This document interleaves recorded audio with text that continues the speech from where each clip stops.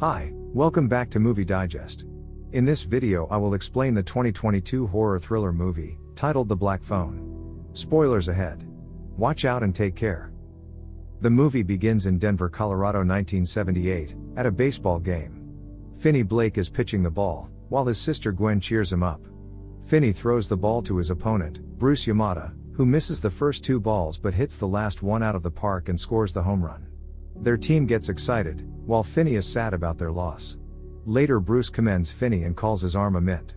Later, we see Bruce riding his bike around the neighborhood and greeting some girls. Then we see a black van coming his way, and the scene fades away. Finney and Gwen live with their father Terrence, who got tough on them since the death of his wife, and still mourns for her. As they head toward school, Finney finds a missing flyer of Bruce. He isn't sure Bruce can be found, and Gwen thinks he is already dead. Upon reaching the school, they find the crowd gathered when a bully named Moose challenges another kid named Robin Arellano. It turns out Robin is a tough guy and dominates Moose. Robin beats him brutally while the other kids encourage him. Finney decides to walk away, but Gwen wants to watch Moose getting thrashed as he did the same to Finney a year ago. Gwen thinks Moose is stupid to pick a fight with Robin, as he was the toughest kid in school since the grabber got Vance Hopper. She tells him that everyone and even the newspapers mention the kidnapper as the grabber.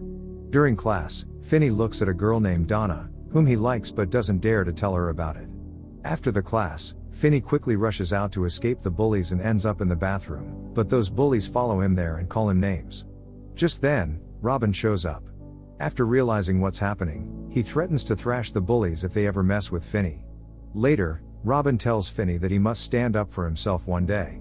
Meanwhile, Gwen is called to the principal's office to meet Detective Wright and Detective Miller. They question her about the weird dream she had about Bruce, which she shared with Bruce's sister Amy. In her dream, a man took Bruce with black balloons in a van. Gwen claims it was just a dream before Detective reveals they found 2 black balloons at the scene, and 1 black balloon at the scene of another victim of grabber. The detectives were sure they never revealed the details about balloons, so they ask Gwen how she knew about it. Gwen finally reveals that sometimes her dreams turn out to be true. The following day, Finney wakes up to find Gwen thrashed by his father because the detectives show up at his workplace and question him about Gwen's dreams. Gwen retaliates and breaks his vodka bottle. This enrages him, and he beats her harder before warning her that she is not like her mother, who used to see and hear things. Terrence then orders Gwen to say that her dreams are just dreams. That evening, Robin is walking around the neighborhood, and he finds the grabber getting out of his van in his disguise as Robin keeps walking towards him. Soon the news is spread around the neighborhood that the grabber took away Robin. Terrence also gets the call, and he informs Finney about Robin. Finney gets worried about Robin and asks Gwen to find him using her abilities, but Gwen says it doesn't work that way. With Robin's disappearance, the bullies are after Finney and beat him up. Gwen comes to the rescue and whacks one of them with a rock, before she gets beaten up by the other bullies, and later they carry on thrashing Finney. Donna pairs up with him during the class to be his science partner. She also feels bad for him getting beaten by bullies. After school, Gwen heads to her friend's house for the night. As Finney walks home, he runs into the grabber, who is pretending to be spilling his groceries. While trying to help, he notices the black balloons. Suddenly the grabber attacks Finney, and sprays a chemical into his mouth before throwing him into the van. Finney wakes up in a basement, where the grabber holds him as a prisoner. The grabber hides the face using a mask and tells Finney he will not hurt him. Suddenly the grabber hears the phone ringing and leaves to attend to the call. Finney looks around the basement and finds a black phone, but it turns out to be disconnected. Soon, the news was out that Finney was kidnapped, and Gwen was devastated. Finney once again tries his luck with the phone, but the grabber shows up, informing him that the phone doesn't work.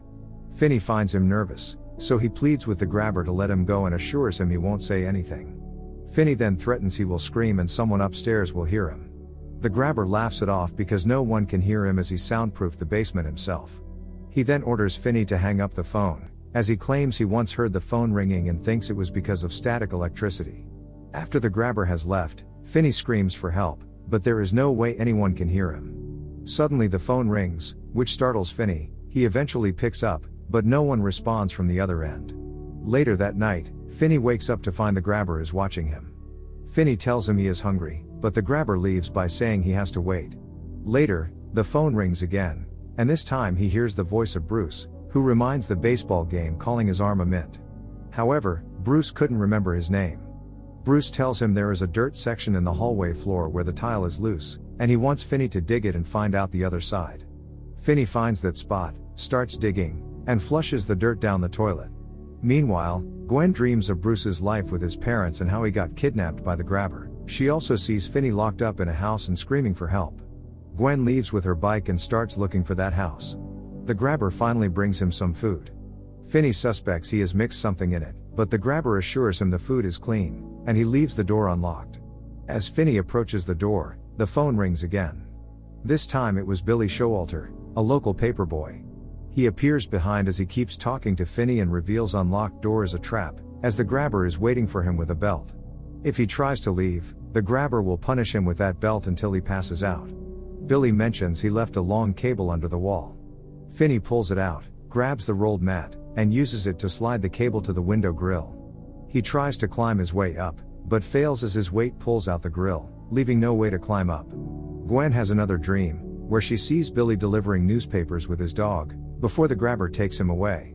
She also looks at the house Finney was locked up, with the grabber standing in front of the house holding balloons. Gwen tells her father about the dreams.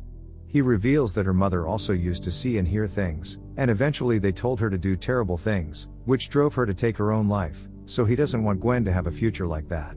But Gwen tells her father it's the only way to find Finney. He soon realizes the situation, and they both set out to look for that house.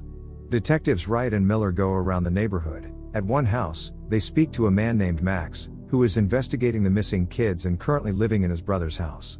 Max points out to detectives that the grabber has to live somewhere in that perimeter. Max offers them his help, but the detectives ignore him and leave. Meanwhile, Finney keeps digging and makes a hole. Later that night, the grabber shows up with some food.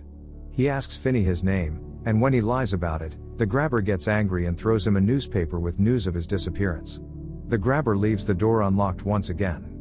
Finney stays in the basement while the grabber waits for him upstairs with the belt. The phone rings again, this time a boy named Griffin, who informs Finney that the grabber has passed and it's his chance to leave. Griffin then mentions the combination lock on the main door. He doesn't remember the code but reveals that he had written it on the wall. After getting the code, Finney slowly sneaks upstairs to find the grabber sleeping in his chair. He tries the combo and unlocks the door. Unfortunately, the dog barks, alerting the grabber. Finney rushes out and barely makes it to the street, and the grabber goes after Finney and recaptures him. He was brought back to the basement. The phone rings again, and this time it's a boy named Vance Hopper. Finney recognizes him as he was the toughest guy at school. Vance advises him to use the bathroom outlet to break the wall behind the storage room, but he can't get to the room as there is a big freezer. So he suggests Finney break 2 feet above the wall and get to a panel with screws, and he can get into the freezer once he gets the panel off. Following Vance's instructions, he removes the panel and manages to get into the freezer. Finney tries hard to push the door, but to no avail. Finney breaks down, realizing it's a dead end and grabber will kill him. The phone rings again, and this time it's Robin. He remembers Finney and himself. Robin tells him not to cry, as he was with him all along, because he would never leave his friends behind. He then tells Finney he needs to stand up for himself. Robin then teaches him a move using the phone as a weapon. He also suggests adding dirt to the receiver to add some weight. In a flashback, Vance is playing pinball at a store, and when he is about to beat the high score, a random guy messes it up. Vance gets enraged, beats him brutally, and gets arrested shortly after. Gwen finds herself in a police car beside Vance, talking to Finney over the radio. The police car pulls over at a house, and Gwen steps out to find the tree and place she has seen previously in her dreams. She also has a glimpse of the house number. Gwen finally wakes up from her dream and tries to remember every detail. Gwen heads to that house and gets frightened to see the ghosts of grabber's victims standing right in front of the house. She immediately calls Detective Wright and gives him the information. Meanwhile, Max somehow realizes that the missing kids are in his house. Max goes to the basement to find Finney and finally realizes that his brother is the grabber. Before he can help Finney, the grabber appears behind and kills him with an axe. Meanwhile, the detectives arrive at the house while Gwen is standing outside. The grabber goes after Finney, but he uses the cable to make the grabber fall in the hole, breaking his ankle after it hits the window bar. Finney then uses his move using his phone to thrash the grabber. He manages to grab Finney, but he frees himself by removing the grabber's mask, revealing his face. While the grabber covers his face, Finney strangulates him using the phone's cable, and the phone rings one last time, where all his victims taunt him about his death before Finney breaks his neck. Finney finds the grabber's dog at the door, so he grabs some steak from the freezer and throws it at the dog. Meanwhile, the detectives search the entire house to find it empty before one officer finds a door to the basement, where they find the bodies of the grabber's victims. Finney finally unlocks the doors and steps out, and Gwen spots him coming from the house across the street, and she quickly runs toward him. The police take care of the kids before they go into the grabber's house. Soon their father appears to pick them up and apologizes for his actions. The police address the media, informing them that the grabber owned 2 houses, one where he kept victims alive and the other to bury them.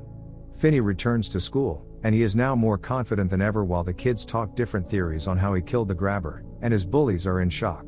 He joins Donna for the science class and confidently tells her to call him Finn. Thank you for watching. Make sure to subscribe and turn on notifications to watch more videos like this.